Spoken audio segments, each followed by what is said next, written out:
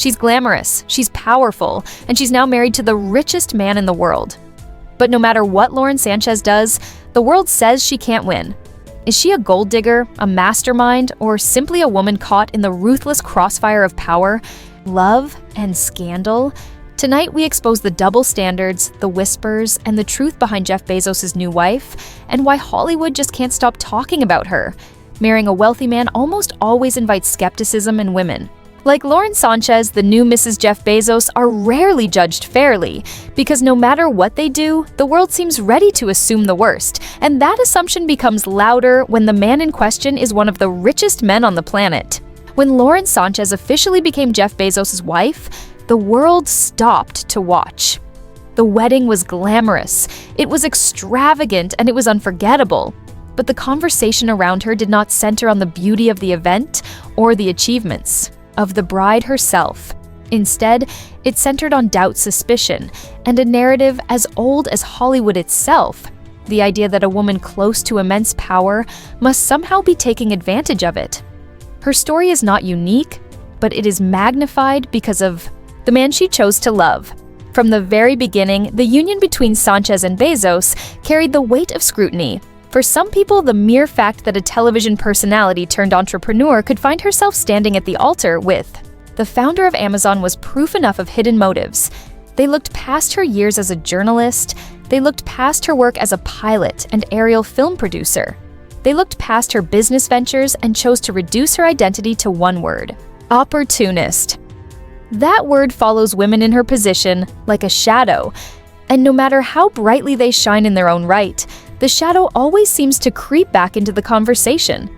What makes it more interesting and more troubling is how society applies this judgment unevenly.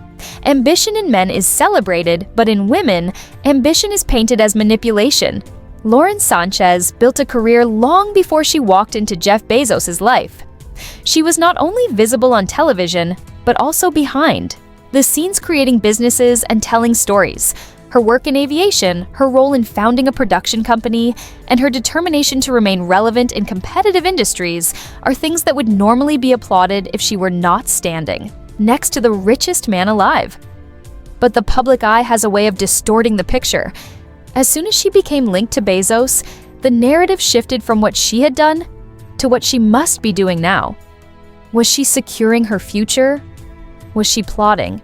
Her next move, was she calculating the optics of every photograph? It is as if the world collectively decided that no woman could simply fall in love with a billionaire without an ulterior motive. And yet the same judgment rarely falls on men. A successful man marries a wealthy woman. The conversation is softer. There may be whispers, there may be curiosity, but there is not the same relentless tearing down of identity. This double standard is one of the oldest stories in Hollywood.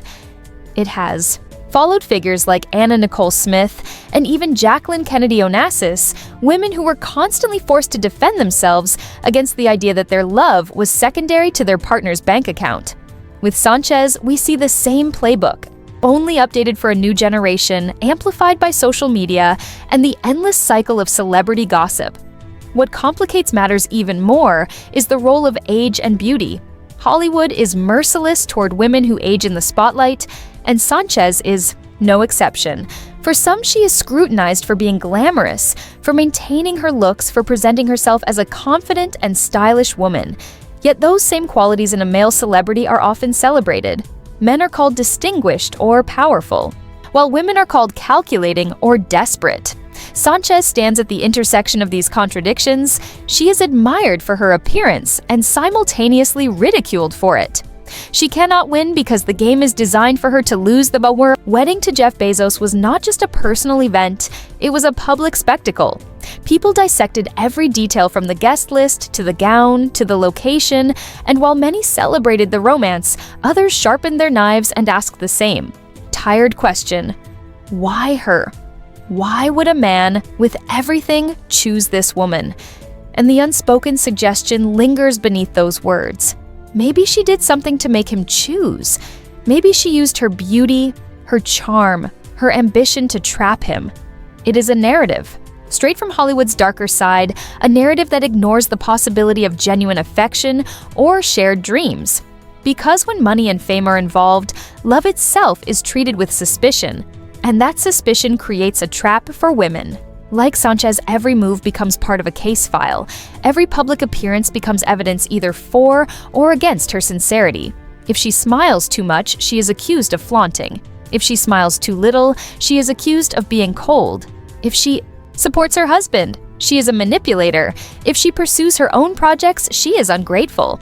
The contradictions pile up until it becomes clear that the real scandal is not her behavior, but society's refusal to accept her as a complex individual with her own path. This is why women like Lauren Sanchez find themselves in an unwinnable game. They are not allowed to exist as individuals once they step into the orbit of extreme wealth and fame. They become symbols. They become projections. They become whatever the public wants them to be. In the eyes of many, she is not Lauren Sanchez, the pilot, the journalist, the entrepreneur. She is simply Jeff Bezos' wife. And that erasure of identity is perhaps the cruelest cut of all, because it denies her the dignity of her own narrative. But what makes the Lauren Sanchez story even more fascinating is that it reflects something larger about Hollywood and about our culture as a whole.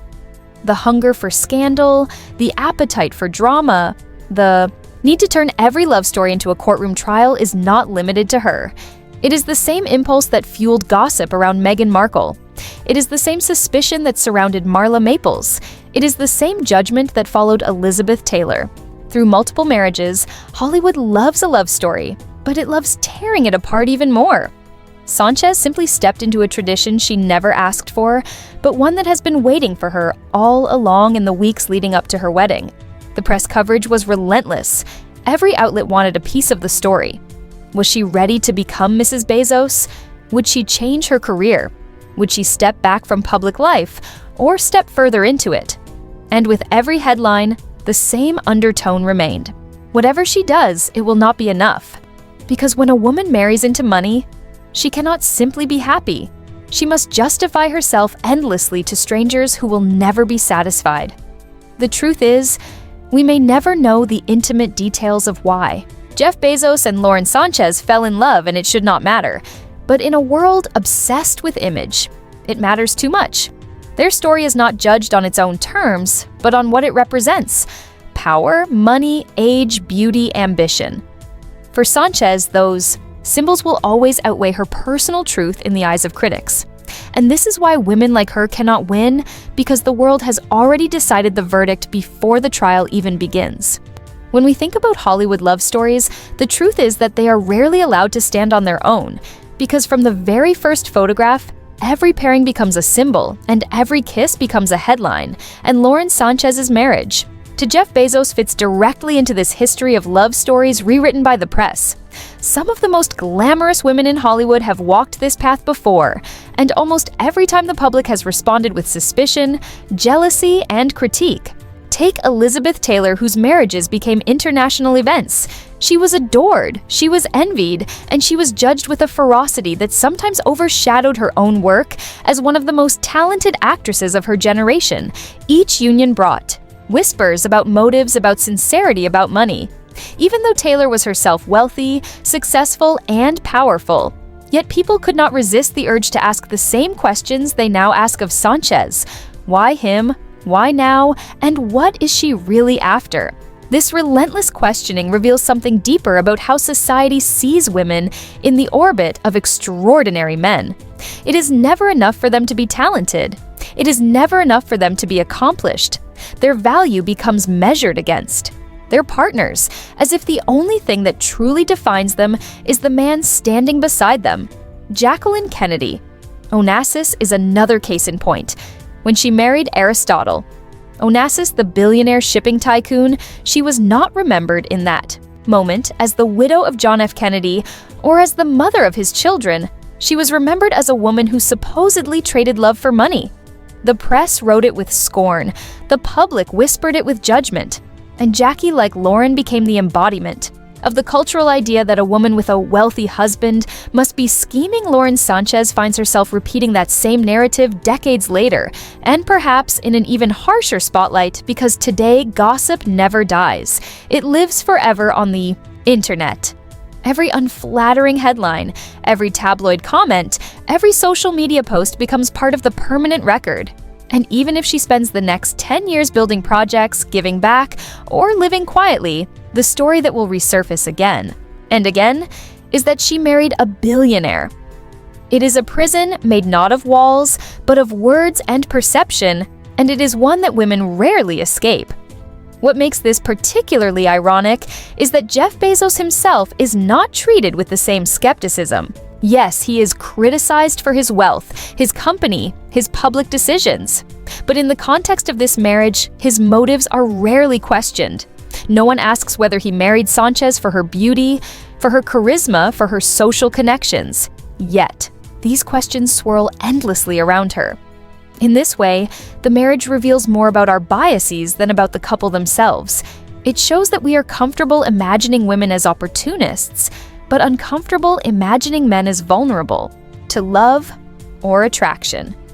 The double standard is glaring, and yet it persists.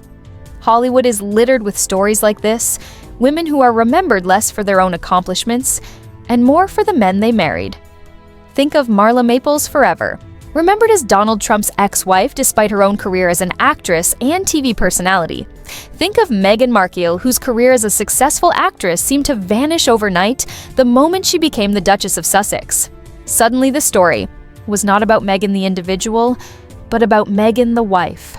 And Meghan the outsider, and Meghan the woman whose every smile was analyzed for hidden meaning. Sanchez is now in that same category.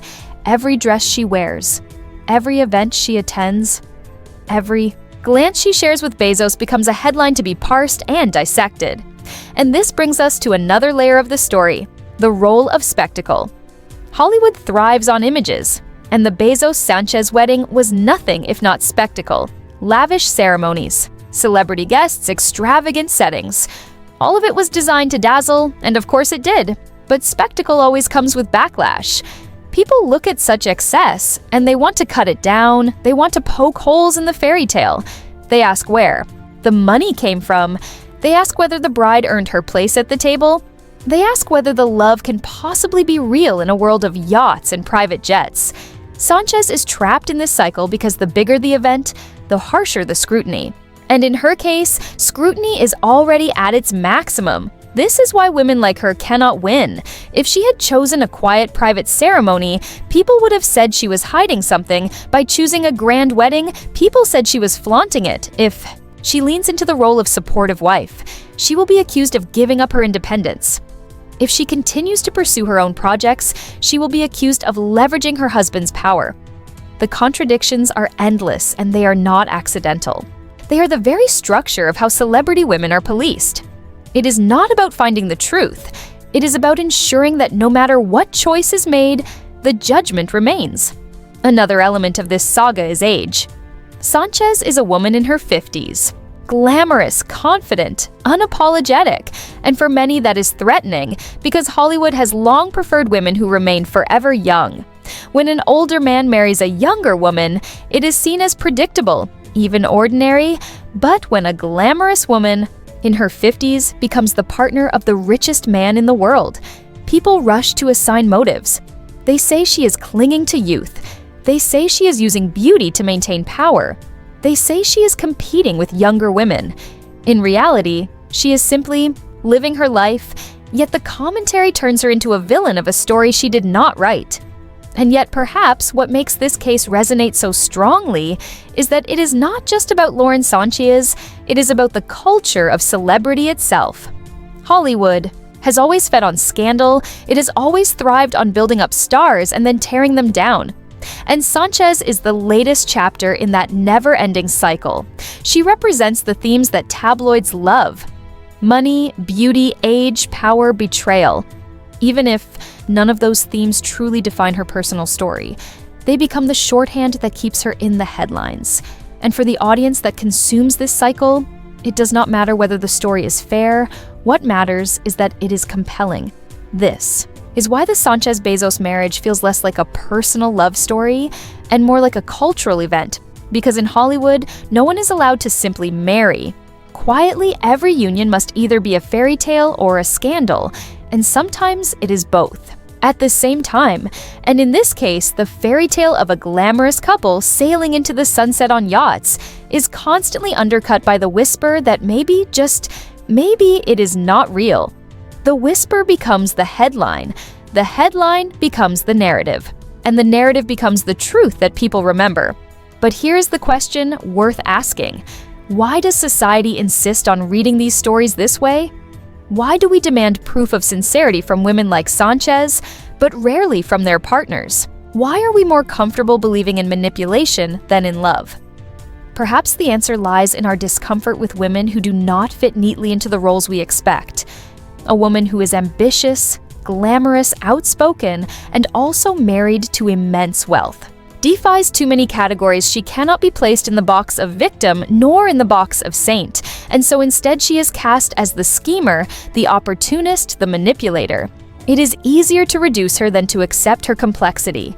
The irony is that this reduction says more about us than it does about her, because while we scrutinize Lauren Sanchez, she continues to live her life. She continues to build her identity within and beyond this marriage. And she continues to navigate the impossible, contradictions placed upon her. The real scandal is not whether she married for love or for money. The real scandal is how quickly the world decided that her choices were not her own. When we talk about Jeff Bezos and Lauren Sanchez, the focus often rests on her as though she is the one under trial. But the truth is that much of her story cannot be told without acknowledging the influence of the man she married. Bezos is not just another celebrity. He is one of the wealthiest and most powerful individuals alive. The founder of Amazon, a company that has reshaped global commerce. A man whose personal decisions ripple across industries, politics, and even space exploration. When a figure like that marries anyone, the person standing beside him is destined to be pulled into the gravitational force of his influence. And for Lauren Sanchez, that influence has been both a blessing and a curse. On one hand, Bezos' name opens doors that were already within her reach because of her own career, but now open wider with greater speed and with more intensity. She has access to circles of power that few can imagine. She sits at tables where the future of media space, travel, and philanthropy are discussed. Her role in Blue Origin and her passion for aerial film production make her more than just a bystander in his ventures. She is actively engaged. Yet on the other hand, his influence makes her every move look suspect. Every business idea is questioned. Every appearance is analyzed. Every project is seen as something she could not have achieved without him. This is the double edge of marrying into immense power. It magnifies what you already bring, but it also erases it at the same time. The media plays a central role in this erasure because stories about Lauren Sanchez are rarely about her in isolation. They are about Bezos, and then about her. They are about the richest man alive, and then about the woman beside him. Even when her career accomplishments are listed, they come second to the headline of being his partner. This framing is powerful because it conditions the audience to see her primarily as an extension of him and not as someone. With agency of her own, she becomes the supporting character in a drama where the billionaire is always the lead. And yet, ironically, the judgment falls harder on her. Consider the way tabloids frame their coverage. A photo of Bezos and Sanchez together on a yacht is not captioned as a billionaire enjoying his fortune. It is captioned with speculation about her wardrobe, her smile, her gestures. The question is always, what is she doing? What does this mean for her image? Or what is she gaining from this outing? In this way, the media shifts the spotlight onto her, but not to celebrate her. Instead, it weaponizes visibility, turning normal moments of leisure into evidence for a case that has no verdict but endless prosecution.